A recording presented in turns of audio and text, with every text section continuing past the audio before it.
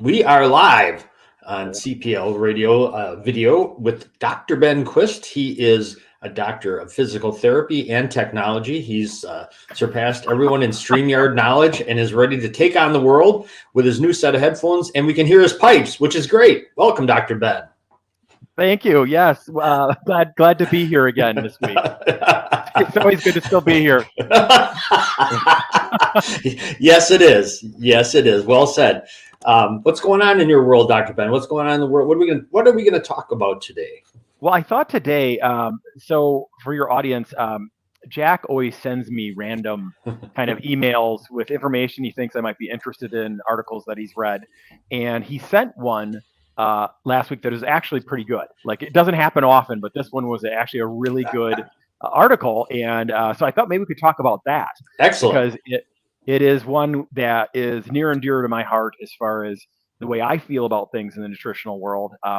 And the author of the article that you sent basically was positioning that right now in every kind of fashionable book that you read, like Peter Attia's new book on longevity, pretty much everything I'm reading, everyone's talking about how, man, we need to get more protein. You know, protein is really, really important.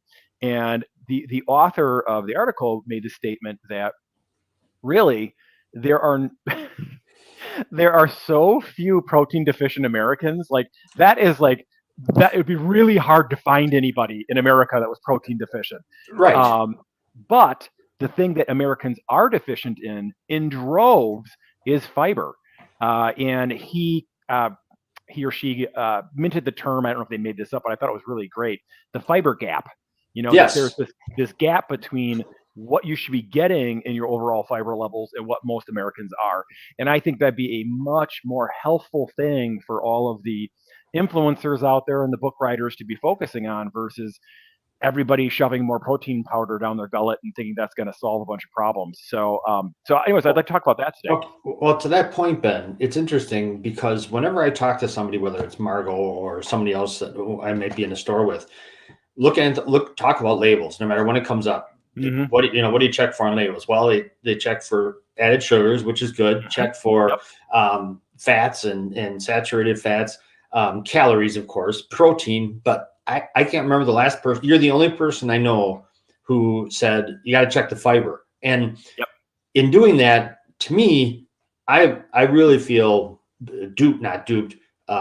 It's my own fault if you don't know. But you see these labels, whole grain. You get whole grain crackers. There's only like 1 or 2 grams of fiber in there. And what good is whole grain? I mean, are whole grains healthy? Can we? I know it's not quite exactly on your thing, but it's a subset of what we're talking about. What do you think about whole grains, Ben? So when you are, I just want to go back to the point you just brought up. When you're looking at a nutritional label, I see a lot of people look at things like they might look at. Some people are looking at added sugar now, which is fantastic. I think that's like, first and foremost, let's make sure there is little or no added sugar in what we're eating.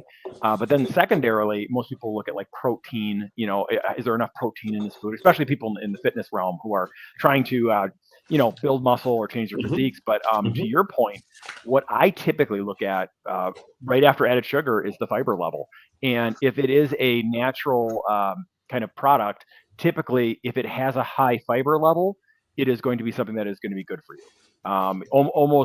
That almost never happens where there's a high level of fiber and it isn't good for you.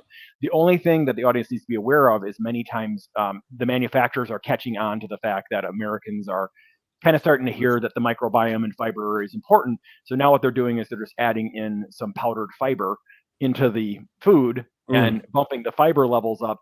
And that does not have the same effect as if you got the fiber from the plant itself.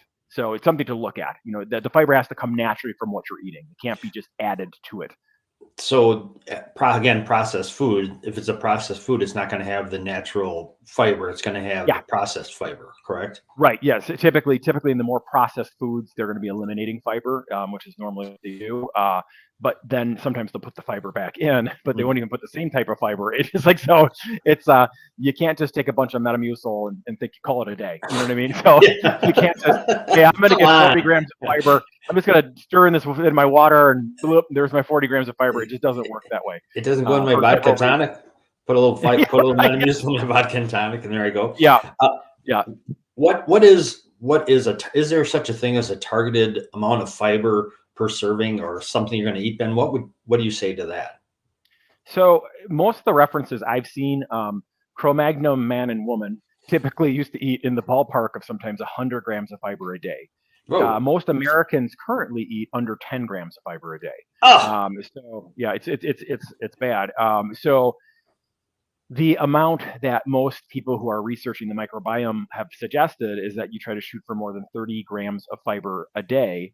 And then it's called the 30-30 rule. So 30 grams of fiber a day, but then 30 unique plant types per week. So, and the reason that's important because, like, again, it harkens back to that. I'm just going to throw some Metamucil in my glass of beer and drink that down. I've got my 30 grams of fiber. That doesn't work because there is another really strong misconception that there is just there's just like insoluble and soluble fiber. There's just, all fibers created the same, and that is not true. Every different plant type, every unique plant type that we eat has a different form of fiber. So the fiber in orange is slightly different than the structure of a fiber in an apple. That's different than the structure of the fiber in a whole grain. And the microbiome, which is what you're feeding with the fiber, thrives off different types of things that the microbiome or the bacteria want to eat. So if you're just throwing down one type of fiber, you might be making certain parts of your microbiome happy, but other parts are starving. So that's why the 30 unique plant types a week is a really, really important marker for that. And actually, I've heard that termed as the people who seem to be in the know on this topic, that is the most important thing, that you have that diversity of plant foods that are coming in each week. 30 no, so 30 unique ones. You don't mean like I couldn't have blueberries today and 30 blueberries tomorrow. That's only one. That counts as one. Yes. Yes, wow. That's one. Holy shit. So for example, let's say you had oatmeal in the morning, Yeah. and you threw blueberries on it and almond slivers and some flaxseed. You then got four or five types of fiber in that one meal. Or salads are really good because every time I tell someone that, they kind of look at me like that. I've put this extremely daunting challenge. It sounds like it. Yeah. 30 different types of plants. Oh my God, it's so tough. How can I possibly eat that many? It really is not very difficult at all. And especially if you're delving into the salad world and you're going beyond, basic lettuce, so you can, many leafy green mixtures have 3 or 4 different types of leafy greens, and then you throw in several other vegetables into it. You throw in some seeds or nuts, and you can sometimes knock out 15 or 20 in one salad, so it is not hard.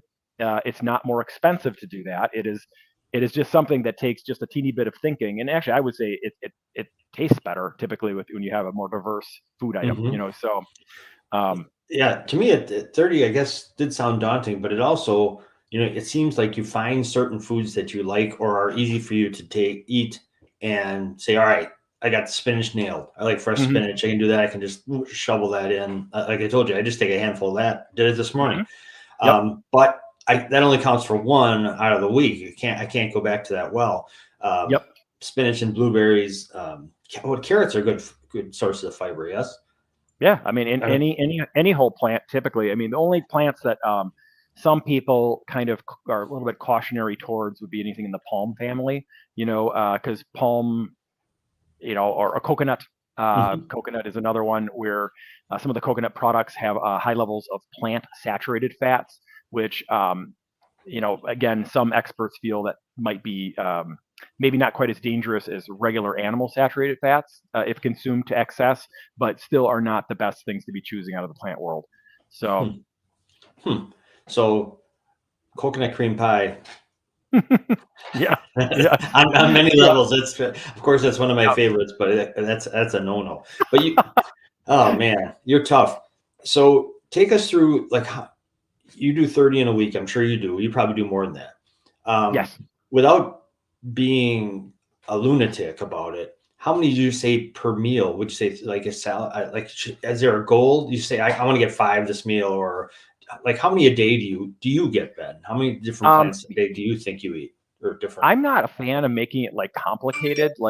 Usually what I'll recommend to my clientele is just count it up for 1 week. Take a little notebook every time you have a unique plant type, count it up for 1 week and just see where you're at. Okay. So if you're at, let's say you get a number of 12, then you got a little bit of work to do to get up to 30, but it doesn't have to be complicated. Just start to work on getting better diversity, and usually that starts with like salads again. And again, I do feel that dark leafy greens are probably the healthiest food choice anyone can make.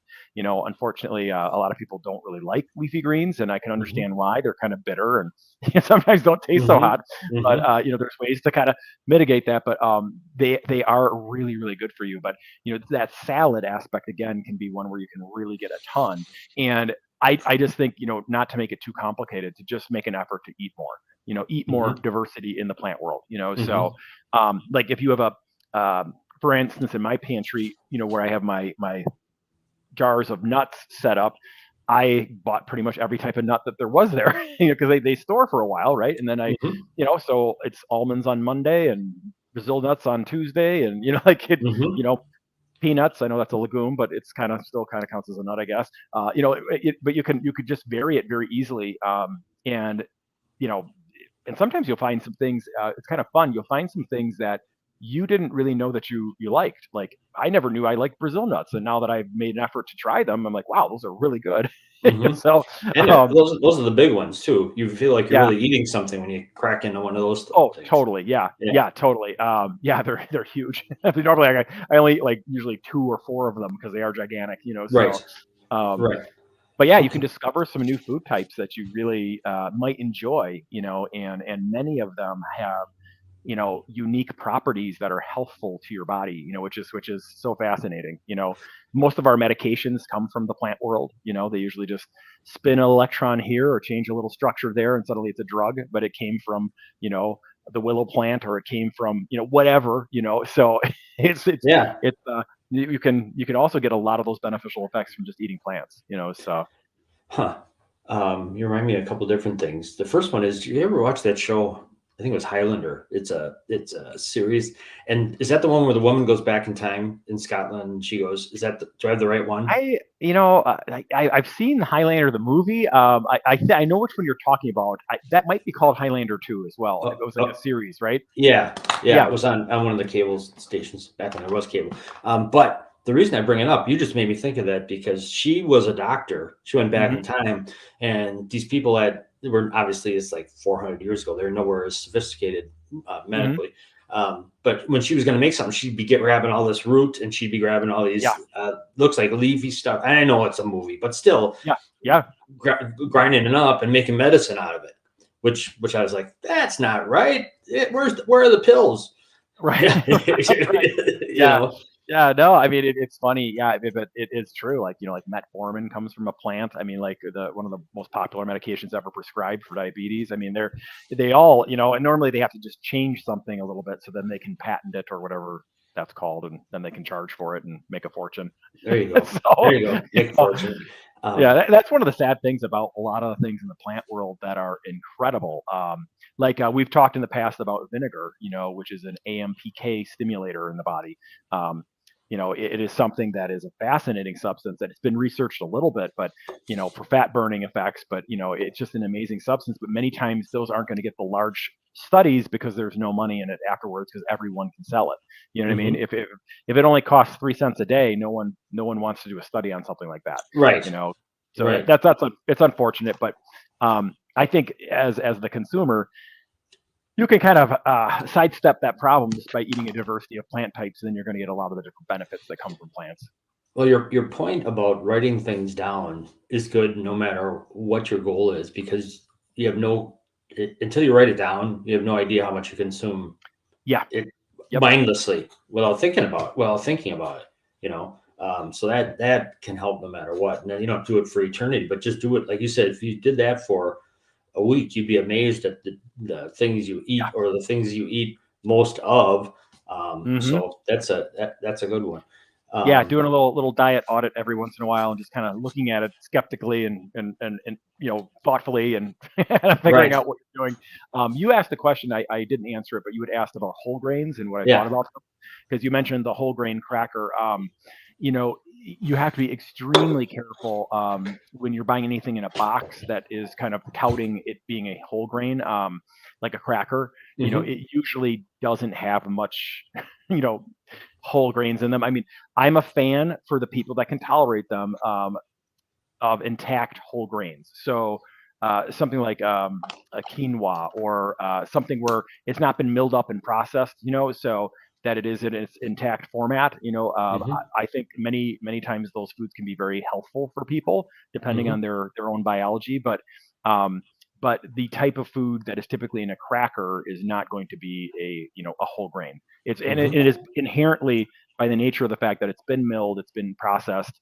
You know, they might call it whole grain because they milled it and they didn't take anything out of it, you know, Mhm. but then it's a whole grain maybe, but it's already been processed.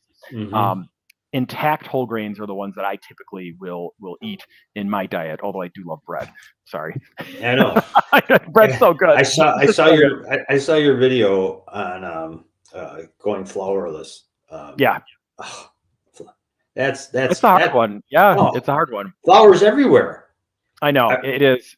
I was at a coffee shop this morning and they had breakfast cookies and they had all those Mhm. natural ingredients in it and it had wheat flour in there. But I thought, damn, still flour, Yeah, right? flour is everywhere, and this is all like you can't go too crazy about this stuff, or you'll drive yourself nuts, right? You know, so Hmm. you just want to be smart about it. You know, obviously powdered grains, which is what a flour is, or flour also could be a powdered bean. I've seen flours made of all kinds of different beans as well, or even nuts. There's almond flour. You know, you just don't want to have that be the mainstay of your diet. You know, but Hmm. to have a piece of sourdough bread with some good non-trans fat peanut butter on it. I mean, I'm not gonna tell anyone not to do that because I mean, Hmm. it's like you're already doing something so good versus having a Pop Tart or Cocoa Crunch, for Right. breakfast. I mean, you're already Right. light years ahead. So it's kind of being smart about those things and again, just taking baby steps in the right direction when you're trying to change your diet. Hmm. That's something I still do, even as someone who's avidly interested in this topic. I still just try to implement some small changes and baby step myself towards a better eating pattern, Hmm. so that I have a long and healthy life as best I can. You brought up so many things I wanted to ask you about because you said one of the things you just mentioned cereal, and you and I have talked about cereal before. You're always Hmm. like, Yep. Jack, put the box down, don't take Yep. the cereal. Yep. In one of the articles, I sent you two articles this week, and I honestly don't know if it was on the one about the protein or if it was about the Atlantic diet, which is a cousin of the Mediterranean Oh diet. yeah, I didn't read that one, but I that looked interesting though. I didn't get a chance to read it. Yeah. But one of them said one of the things you're lacking in your diet probably is B12 Hmm.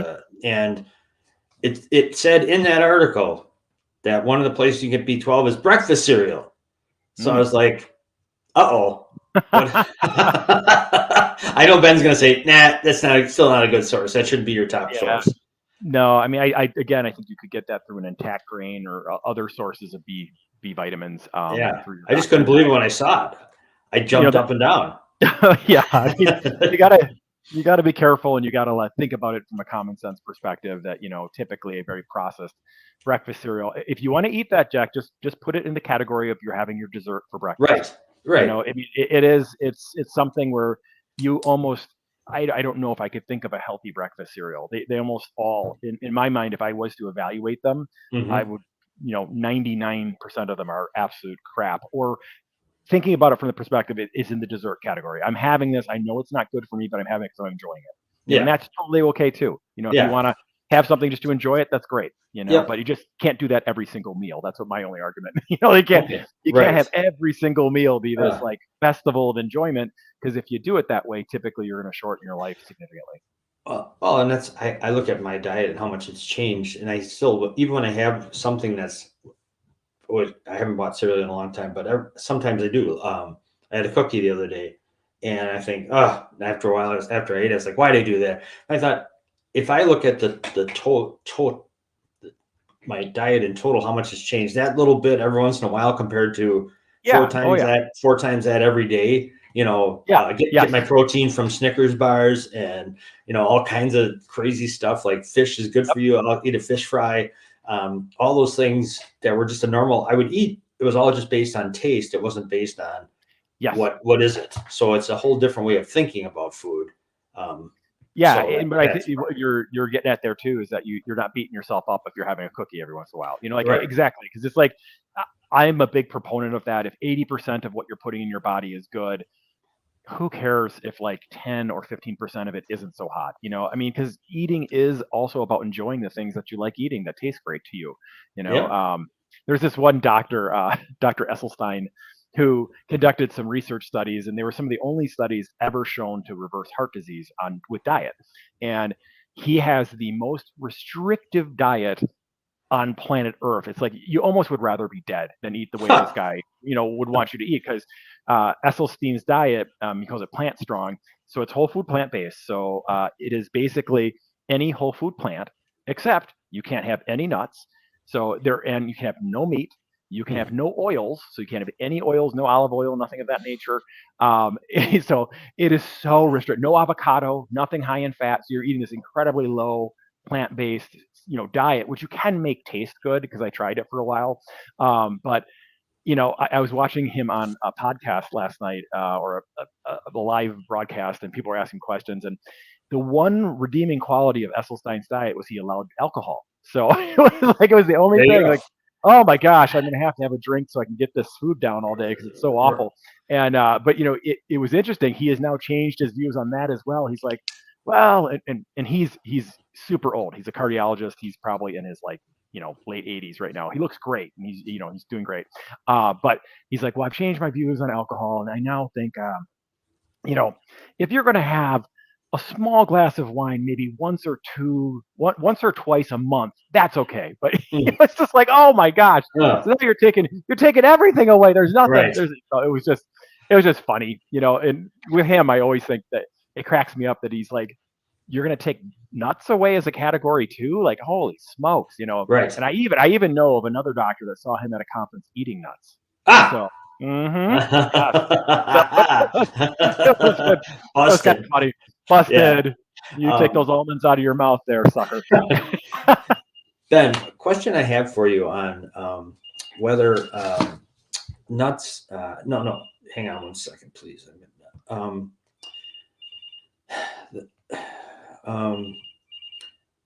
Year-round vegetables, so and fruits.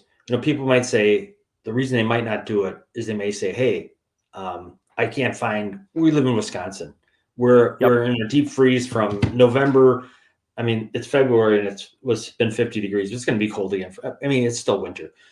What do you say to someone who says that? As it are canned fruits and vegetables any good, Ben, or are they full of stuff they inject them with? Versus frozen? Like, where do you come down on frozen, canned, or fresh? In that order, so obviously fresh organic produce is going to be your best bet. So the farmers markets in the summer and some of those kinds of things are absolutely wonderful. And you're right, that's not a year-round type of thing. But there are certainly seasonal things you can get any time of year that are really, really good for you.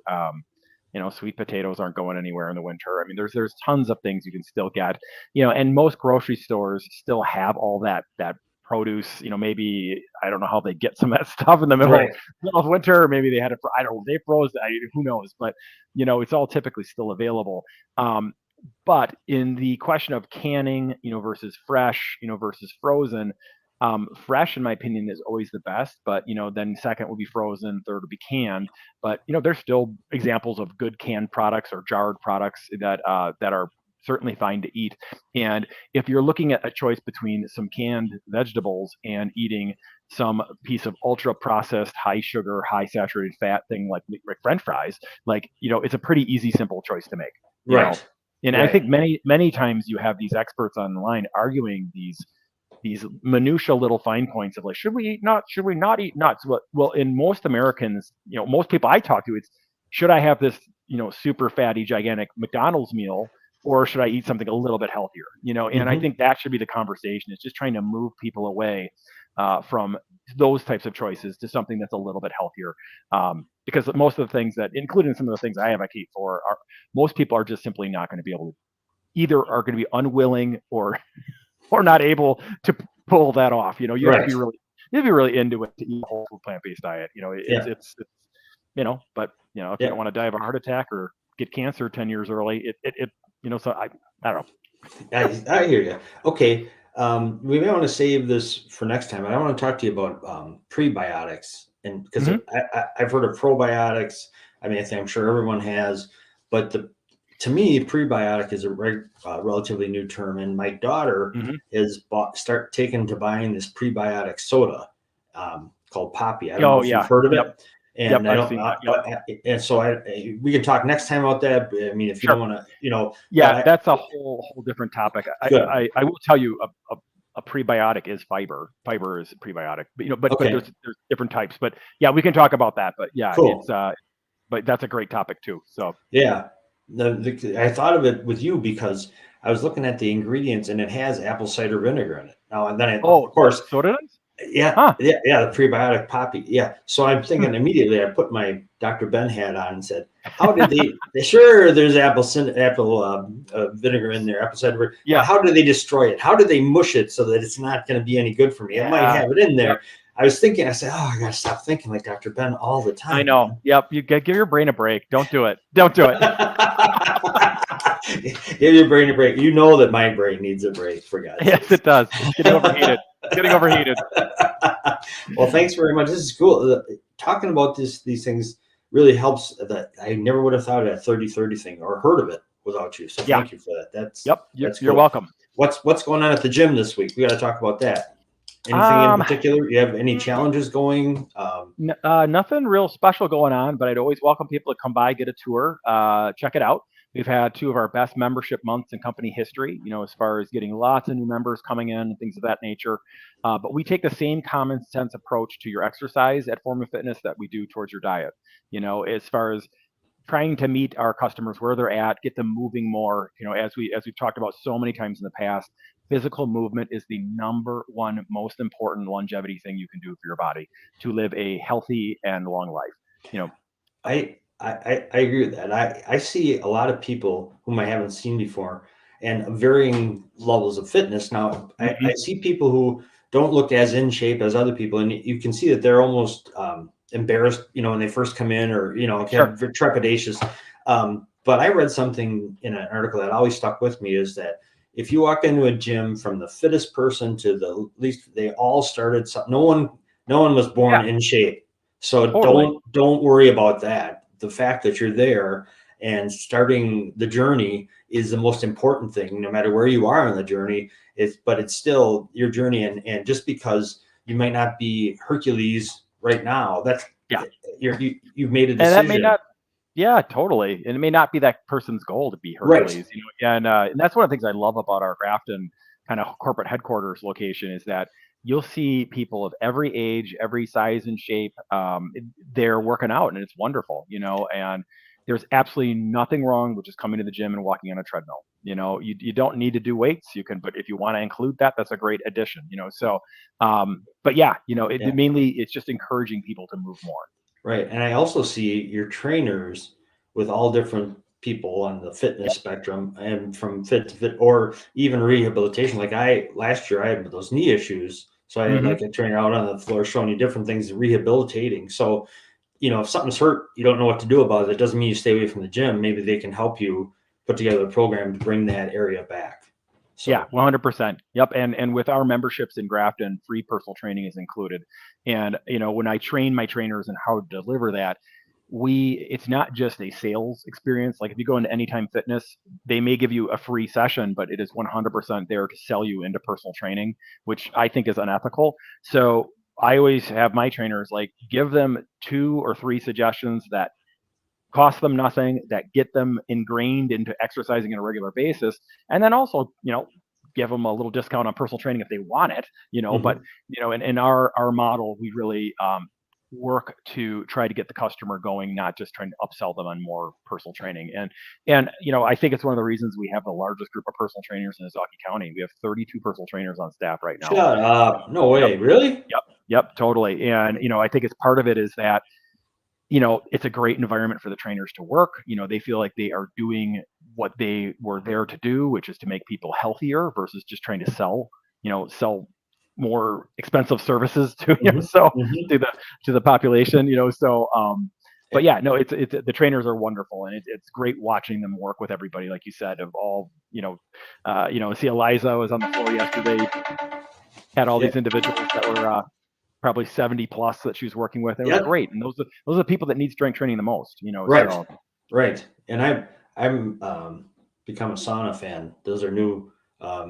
That's Yeah. I love that too. I mean, I'm sure, I don't know how everybody else feels. It sure seems to me like it's a popular move to put. We should do a episode just on the benefits of heat, because they are significant, Yes. So that's why we put those saunas in there. So yeah, great. All right. Thanks a lot. Info at Form and Fitness. If you want to get a hold of Ben or get his free newsletter or access to his videos, they're on YouTube as well. So check them out and help your life. All right, Dr. Ben, you're not a bad guy after all. Every once in a while, you come through for me. Have a great weekend. All right, thanks. All right. See ya. See you soon.